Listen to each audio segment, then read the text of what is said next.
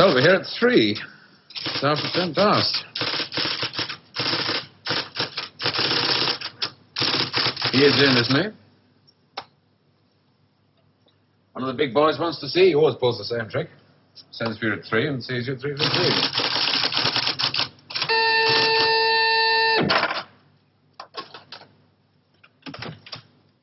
Mr. Larkin to see you, J.G.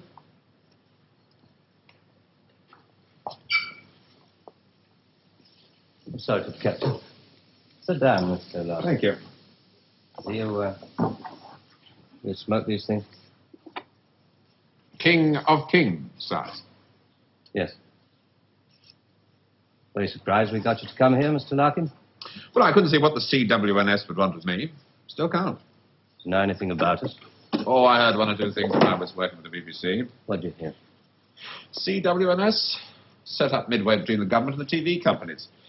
Anytime the newsreel boys put out stuff with security classification, wars, weapons, political leaks, they get their film through this office. What do we know about you? Larkin. Robert Santor. Yes, it's a family name. Good family. Good education. But you turned your back on all that, didn't you?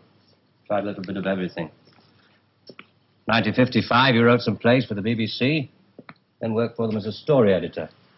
1961, you got a 3-year contract as a director, which you didn't renew. Oh, the BBC weren't paying money. Well, you're in the money now, aren't you? 1968. There's your flat in Holland Park, your cottage in Hampshire, 2 children. And a dog and a cat who commute with us to the country at weekends. Well, maybe you knew that already. 6 years ago, there were those shows you did on alcoholism, blood sports, slum clearance.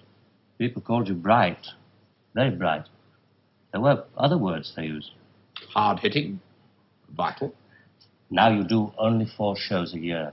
The critics call them brilliant. They're high in the ratings, and they're, they're souffles.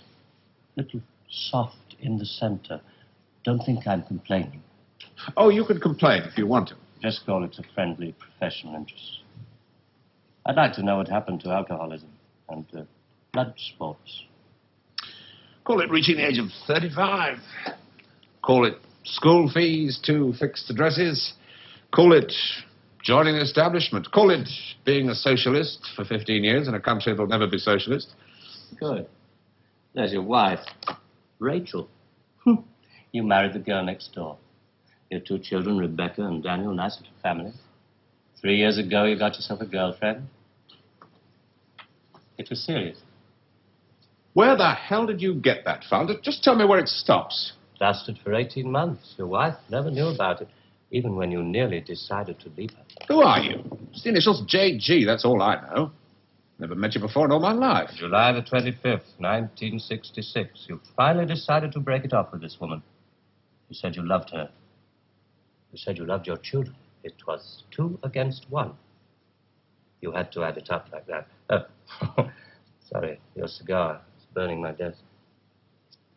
Sheila told you all this? We have ways of finding things out. But why? If it's blackmail, the thing won't hold water. It's all in the past. Well, there'd be pain, of course, for Rachel and the children. But you wouldn't get anything else out of it. No, it isn't blackmail. We've just been interested in you for a long time. Interested? You went back to your wife. Because you said it was 2 against 1. I call that very responsible. We're interested in very responsible people. In fact, we have a little index for them. We call it their power quotient. A ratio of responsibility as against aggression. Yours is very low. 0.2. That's very low. Just what we need. Sit down. Please.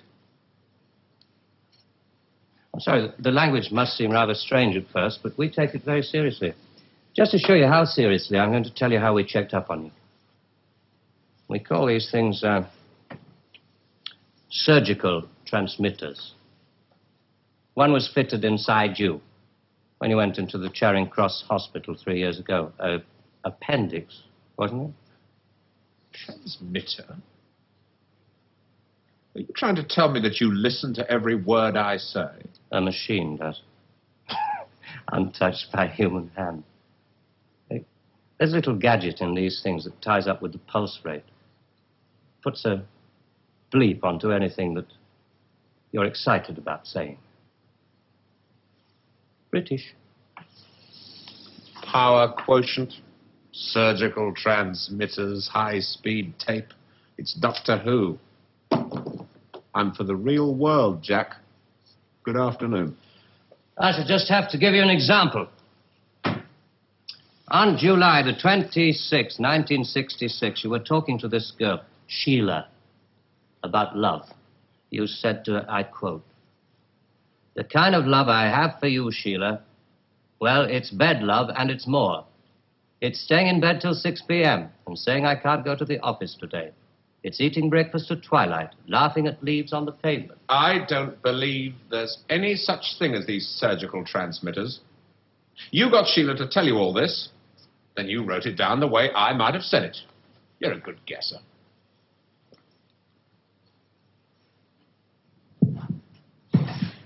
Can you hear your heart beating? It's eating breakfast at twilight, laughing at leaves on the pavement, getting a cab to a silly movie to Paris. It's moving when you're tired of staying still.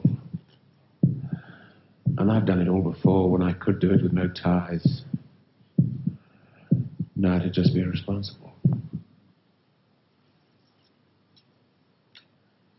So there really is one of those things inside me.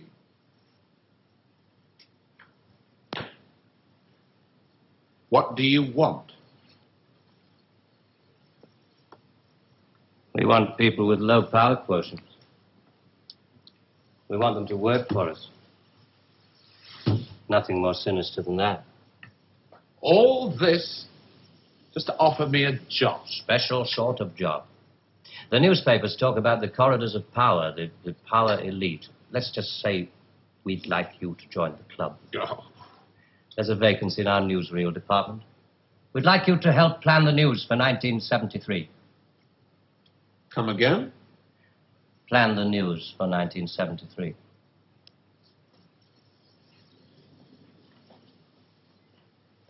What are you doing? I just want to make sure the sunlight's real.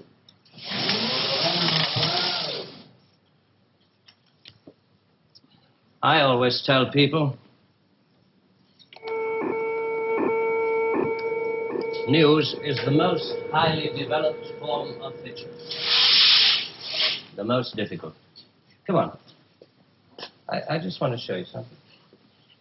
There's no obligation to buy. Really. News requires imagination. News requires responsibility. We think you're well qualified. Please.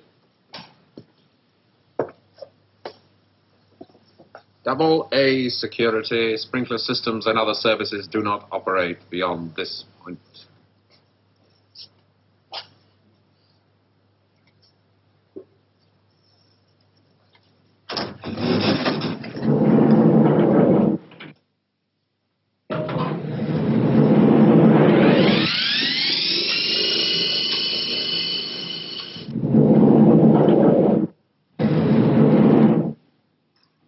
'73. We've only roughed out the news for 1973. Nothing's been given the go-ahead yet, but this is the kind of thing we have in mind.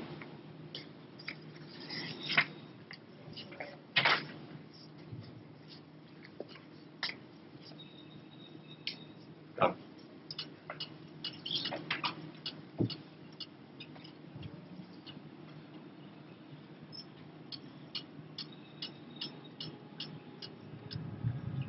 Today, April 14th, 1973. First historic pictures by Radstar of the combined U.S.-Russian landing on the moon.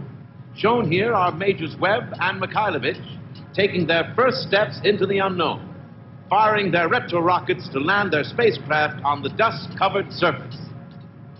A comforting note for us stay-at-homes, both the Pentagon and the Kremlin have announced that the moon has no strategic value. A comforting note for us to stay at home.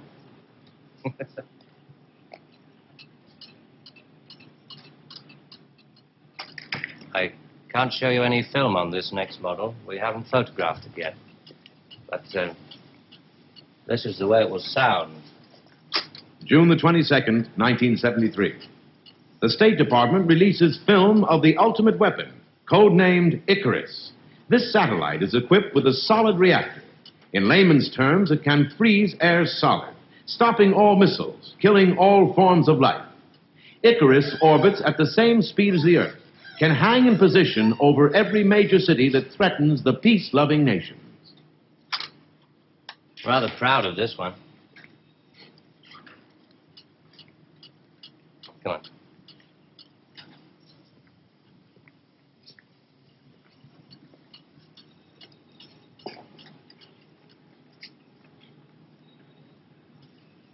Please, sit down, Mr. Larkin.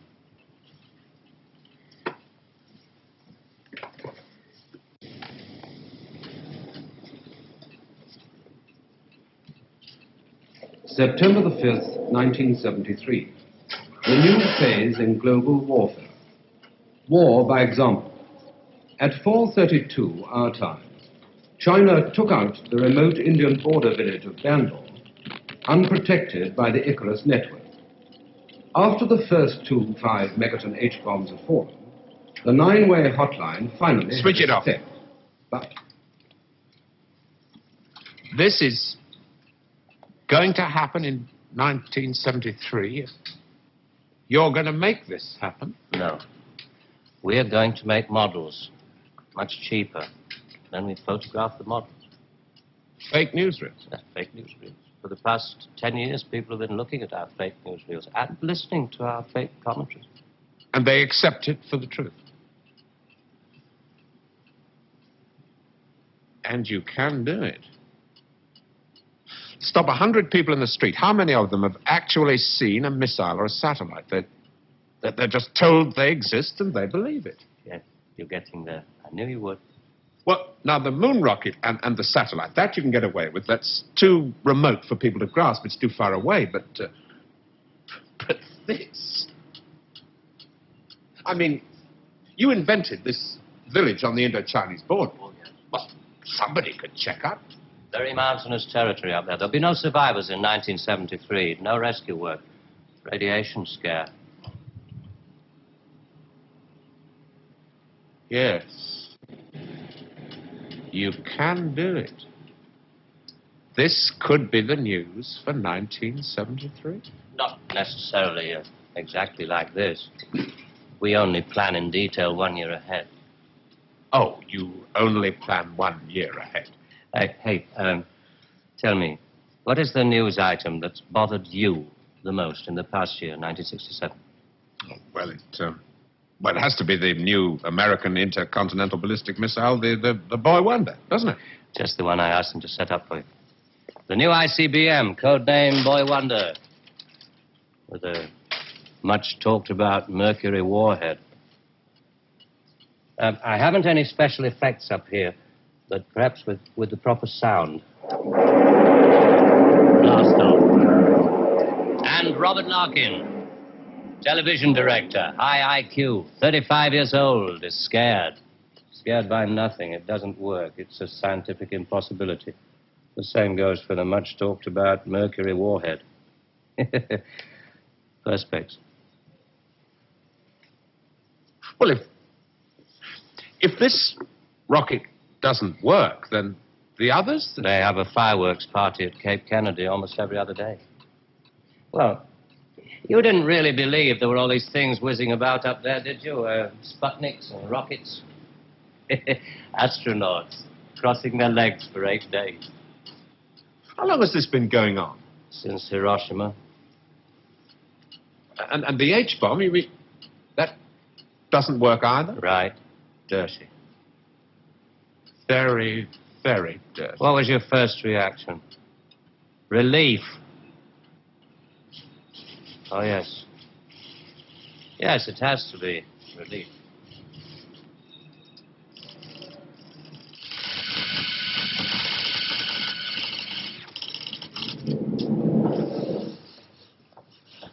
Only 12 people are allowed beyond this point. Most of them work in the photographic department, taking phony newsreel pictures of our models and processing film and so on. Sit down, please.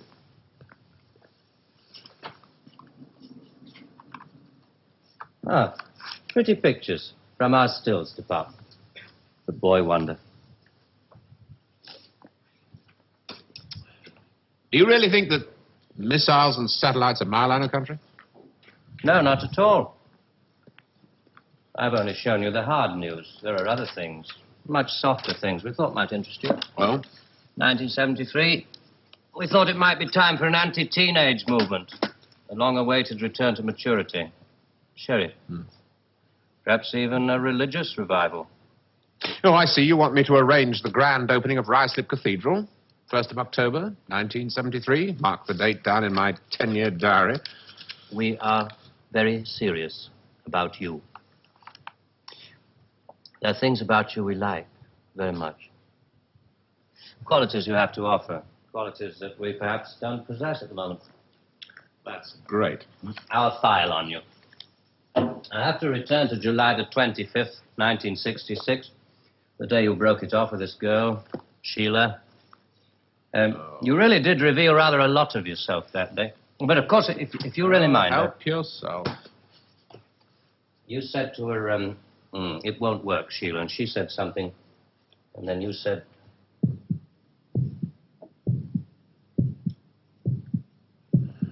You remember I went away with Rachel and the kids to the seaside? It was midweek, and this huge stretch of sand was empty. Just a circle of footprints around 3 sandcastles and tracks out to sea. The whole damn day of my family marked out in front of me. The sun was going down. Rachel kept calling the kids to get dressed. She picked up buckets and spades, corny, bloody things like that. I was up at the car. I looked at those footprints, and I knew those people were slipping away. There were things I could tell them. We rather like that bit about footprints. You see, in this job, some of us have got rather a long way away from the idea of footprints in the sand. Those footprints were made by my children. Now, you want me to scare the hell out of them with every bomb from A to H inclusive. Well, why? I mean, when did it all start? 1945. You may remember the Americans let off their 2 atomic bombs. Well, they didn't want other people doing the same thing. I mean, you do see that, don't you? Oh, I don't know. Well, to scare the people off, the Americans put it up, and the atomic bomb was halfway along the line to something much bigger, the hydrogen bomb. It didn't work. They spent 5 years in negative research. Well, what about the Russians? They're supposed to have quite a pile of these things. We were surprised when they started their tests. Then we got a few feelers from their Secret Service. Nowadays, we work very closely together. Oh, all these stories about spies going off to Russia. Mr. Philby, remember? Just good copy for the Sunday papers. Good copy. Well, the Chinese. I mean, they've just announced their bomb. Yeah, we played along with it. We recorded their phony explosion. We're rather hoping the Chinese will come along, complete the pattern, you know.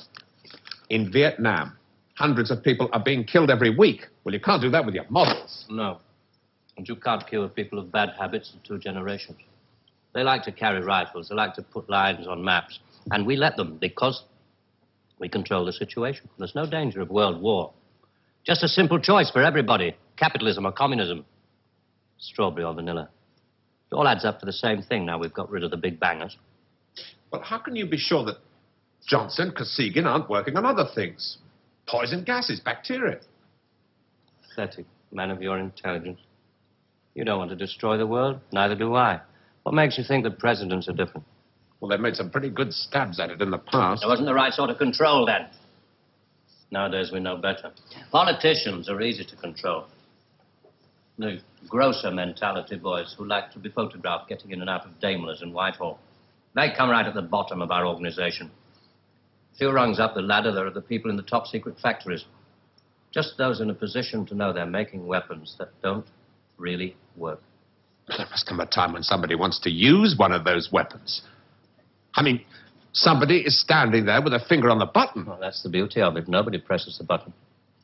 We control all the crises. We build them up and we shut them down.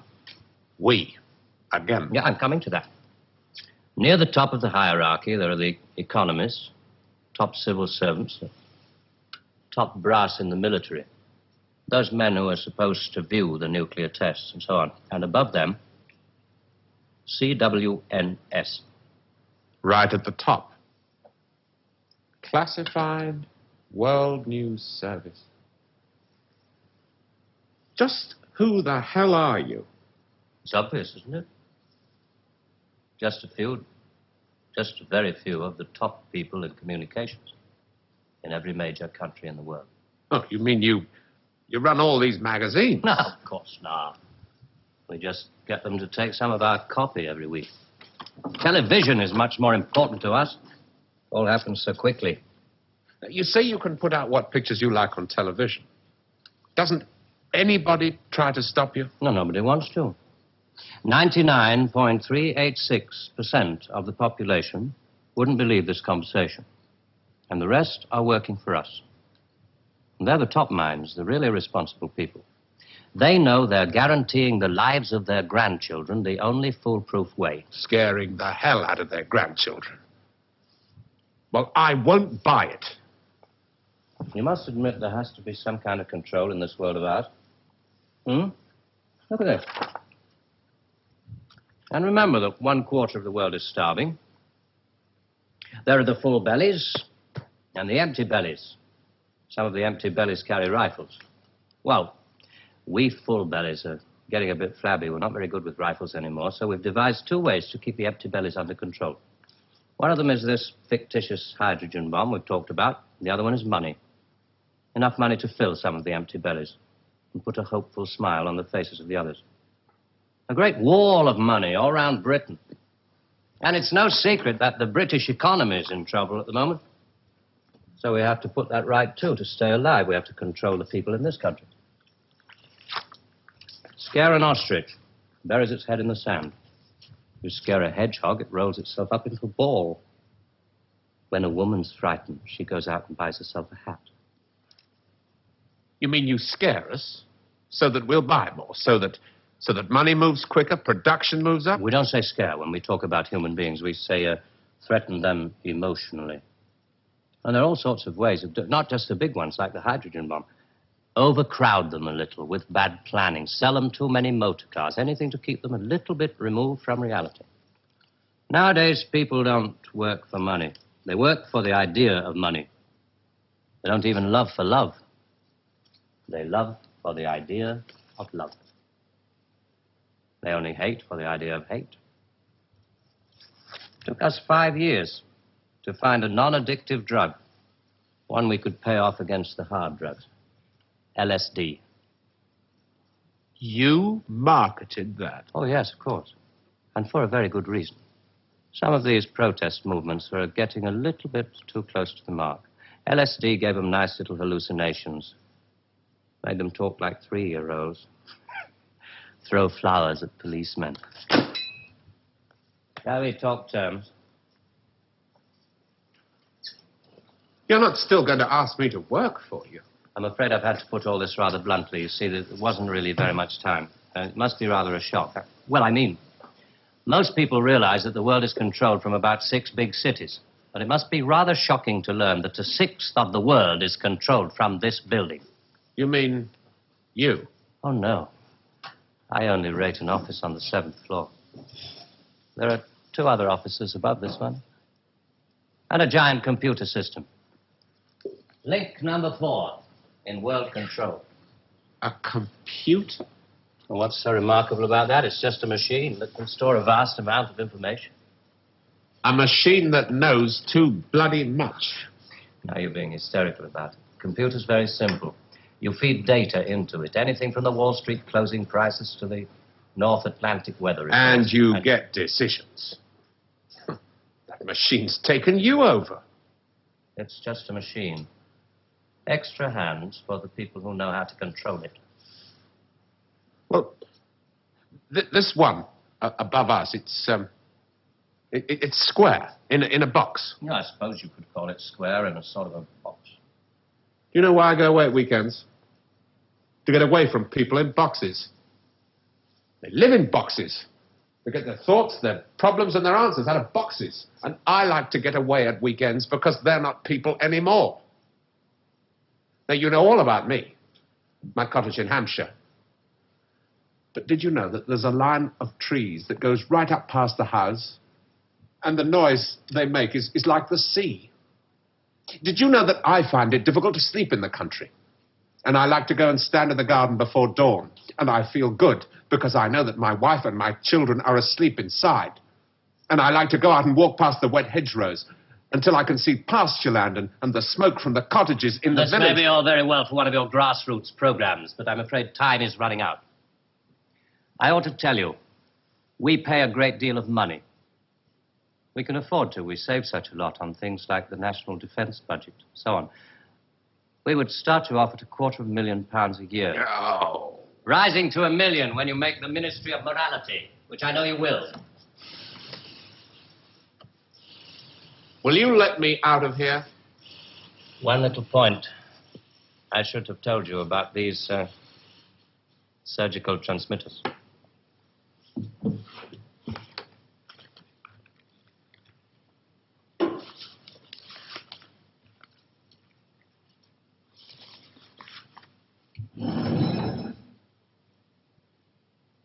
There's enough of this stuff inside you at this moment to kill 6 people. There's a button we can press. I'm sorry about the dramatics. Our boys call these things the oral contraceptive. Keeps them from talking too much. So there must be one of those transmitters inside you. Who presses the button? Extra hands. All this stuff about the computer being extra hands for the men who know how to control it. That machine controls you.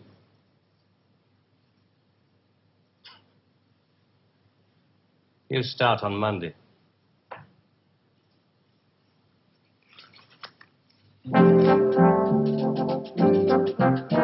Early controversial classics from Dennis Potter next weekend, with the first of the Nigel Barton plays on Saturday at 11:20.